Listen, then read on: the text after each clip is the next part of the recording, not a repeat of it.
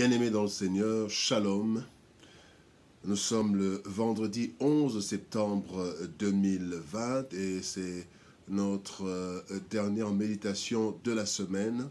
Ce matin, le Seigneur nous conduit dans le livre de la sagesse, un des livres de la sagesse, le livre des Proverbes. Proverbes chapitre 9, le verset 10. Juste un verset.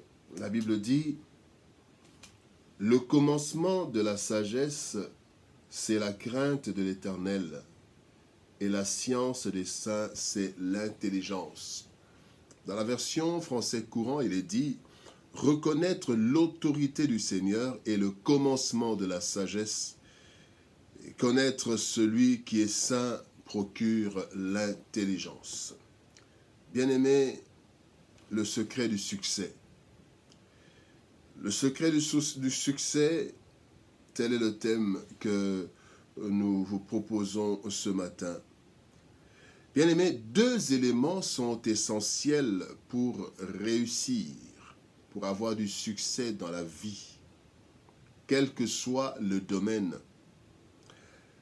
C'est la sagesse et l'intelligence.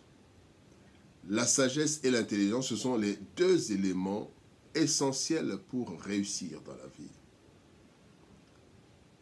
Les deux peuvent venir à bout de tous les obstacles, même là où la force, l'argent et le pouvoir peuvent échouer. Le roi le plus grand et le plus célèbre fut Salomon en Israël, réputé pour sa sagesse hors pair. Et un Israélite, Joseph, est devenu la première personne la plus puissante après Pharaon en Égypte à cause non pas de sa force, pas à cause de son argent, mais à cause de son intelligence et de sa sagesse. Dans Genèse chapitre 41, verset 33 et verset 39, la Bible dit, « Maintenant que Pharaon, ça c'est Joseph qui dit à Pharaon, « Maintenant que Pharaon choisisse un homme intelligent et sage, et qu'il le mette à la tête du pays d'Égypte. » Un homme intelligent et sage. Verset 39, « Et Pharaon dit à Joseph, « Puisque Dieu t'a fait connaître ces choses, toutes ces choses, il n'y a personne qui soit aussi intelligent et aussi sage que toi. » Et voilà que Joseph est devenu Premier ministre dans un pays étranger. Bien aimé, ce texte nous révèle les sources ou le secret, les sources de la sagesse et de l'intelligence qui sont les secrets de la réussite ou du succès. D'abord, la sagesse. Il est dit, la crainte de l'Éternel, c'est le commencement de la sagesse. Le commencement de la sagesse, c'est la crainte de l'Éternel. Donc, la source de la sagesse, le commencement de la sagesse, c'est la crainte de Dieu. La crainte de Dieu. Le profond respect et la soumission à Dieu. Un profond, sincère, profond respect et une soumission totale à Dieu. C'est ça la crainte de Dieu.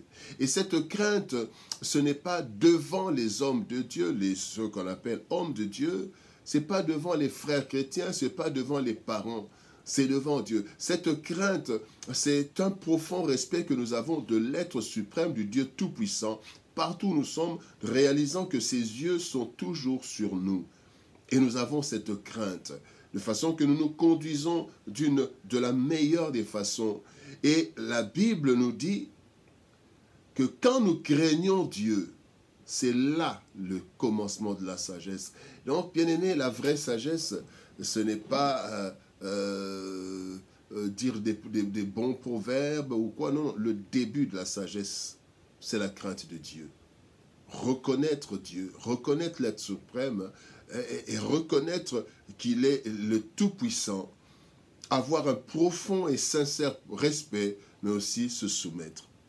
Bien-aimé, avant que Joseph n'arrive à la direction de l'Égypte, il a traversé des étapes dures, tout en gardant la crainte pour Dieu. Il y a eu l'étape de la femme de Potiphar. Et Joseph, craignant Dieu, a refusé la proposition de la femme de Potiphar. Il se retrouvait en prison. Mais c'était en fait le commencement de la sagesse. Et quand nous voyons bien, avant cela, la Bible ne nous dit pas si Joseph avait aussi cette sagesse, cette capacité des rêves, à part les rêves, effectivement, qu'il avait quand le Seigneur lui a montré ce qu'il allait devenir. Mais cette sagesse, la crainte que Joseph avait de Dieu, c'est ce qui lui a procuré la sagesse. Il était chez Potiphar. Et la Bible dit que toutes les affaires de Potiphar marchaient très bien, prospéraient, à cause de la présence de Joseph. Joseph qui craignait Dieu. Et quand la femme de Potiphar lui a proposé d'être ensemble, de coucher avec lui, il a refusé par respect pour Dieu, pour Potiphar. Il respectait son maître, mais aussi et surtout par la crainte de Dieu. Il dit, je ne peux pas faire une telle chose à l'Éternel. Je ne peux pas pécher contre l'Éternel. Quelque chose qu'il pouvait faire en secret. Oh, combien de personnes n'auraient pas saisi l'occasion de Joseph et faire tout mais en cachette. Aujourd'hui, même dans l'Église, nous faisons des choses en cachette.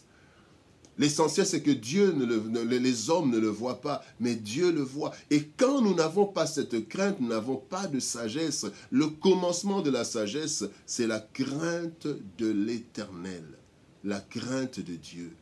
Et c'est là que commence la sagesse, parce que Dieu en est la source. Et quand nous craignons Dieu, Dieu nous donne une sagesse au-delà de toute sagesse humaine.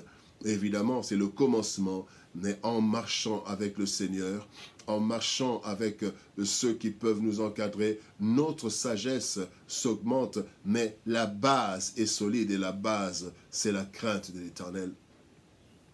Bien aimé, la deuxième chose que le Seigneur nous dit à travers sa parole, c'est que la connaissance de Dieu, c'est la source d'intelligence. Bien aimé, c'est Dieu qui donne l'intelligence. L'intelligence, c'est cette faculté de comprendre exactement les choses.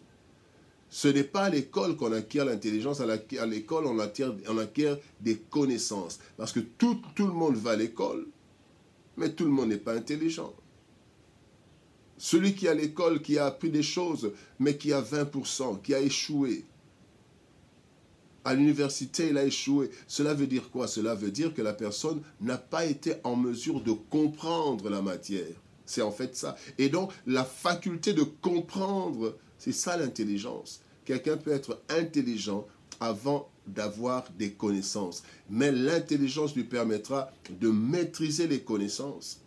Et la sagesse lui permettra de mettre, la sagesse et l'intelligence lui permettront de mettre des choses en pratique. Comme disent certains, la sagesse, c'est l'intelligence pratique. Et l'intelligence, bien-aimé, de Joseph, l'intelligence de Joseph, il l'a tirée de sa connaissance de Dieu. Joseph connaissait l'Éternel. Et c'est l'Éternel qui lui révéla sa destinée très tôt. Très tôt déjà, Joseph avait des rêves. Le Seigneur lui montrait la destinée où tous ses frères et ses parents même allaient s'incliner devant lui. Cela lui a coûté, disons, la haine de ses frères. Mais malgré cela, Joseph est arrivé là où il devait arriver. Et ainsi, tout au long de sa marche, Dieu lui a donné l'intelligence. Et bien aimé, dans la Bible, Joseph n'a eu que 2 postes officiels à part à la maison. 2 postes officiels. Le premier poste, c'était la gestion de la maison de Potiphar. Il a géré la maison de Potiphar. Et deuxième poste, directement, il devient premier ministre. Bien aimé, un CV court. 2 postes. Mais à cause de l'intelligence qu'il avait reçue de l'Éternel, il a eu un CV très court. Première profession, premier métier ou premier travail dans la vie, c'était gestionnaire de la maison de Potiphar. Deuxième travail après cela, c'était quoi? C'était gestion du monde, parce qu'en ce moment-là, Israël était un peu comme les États-Unis aujourd'hui. Et il a géré. Et non seulement gérer Israël et l'Égypte, mais il a géré l'Égypte dans une situation de crise. Personne ne pouvait, au point que le roi, comme nous avons dit dans Genèse chapitre 41, verset 39, Pharaon dit à Joseph, « Puisque Dieu t'a fait connaître toutes ces choses, il n'y a personne qui soit aussi intelligent et aussi sage que toi. » La connaissance de Dieu, la connaissance que Joseph avait de Dieu, était la source de l'intelligence, c'est parce qu'il connaissait. Et connaître, ce n'est pas avoir des informations, mais il était attaché à Dieu. Connaître Dieu, c'est être attaché à lui. Et quel attachement! Joseph a préféré la prison plutôt que la jouissance de la maison de Potiphar avec le péché. Bien-aimé, cette intelligence, Daniel aussi l'a eu. Daniel a préféré manger disons des légumes et boire de l'eau plutôt que manger de la chair, de la viande et du vin de la table du roi que lui ne pouvait pas en tant qu'Israélite. Et le Seigneur a rendu Daniel plus intelligent, quand vous lisez dans Daniel chapitre 1er. Daniel a été le plus, et ses compagnons, plus intelligent que tous les autres qui avaient mangé à la table du roi. Pourquoi? Parce que Daniel connaissait Dieu. Il était attaché à Dieu. Daniel a été attaché à Dieu. Et voilà pourquoi Daniel a été intelligent au point d'être vraiment au niveau élevé dans une terre de captivité. Bien-aimés, dans la vie, réussir n'est pas forcément une question de puissance, d'argent et de pouvoir. L'intelligence et la sagesse nous ouvrent des portes inespérées, car leurs origines, c'est l'Éternel. Ainsi, la crainte de l'Éternel est le fondement de la sagesse et la connaissance de Dieu procure l'intelligence. Et la sagesse et l'intelligence viennent à bout de tout obstacle, et c'est ça qui nous donne la clé de la victoire, la clé de la réussite. Bien-aimés, attachons-nous au Seigneur, craignons Dieu, et il nous accordera la sagesse et l'intelligence qui pourront nous aider à réussir dans la vie. Que Dieu nous bénisse. Bon week-end, shalom, et nous nous retrouvons par la grâce de Dieu lundi. Au revoir.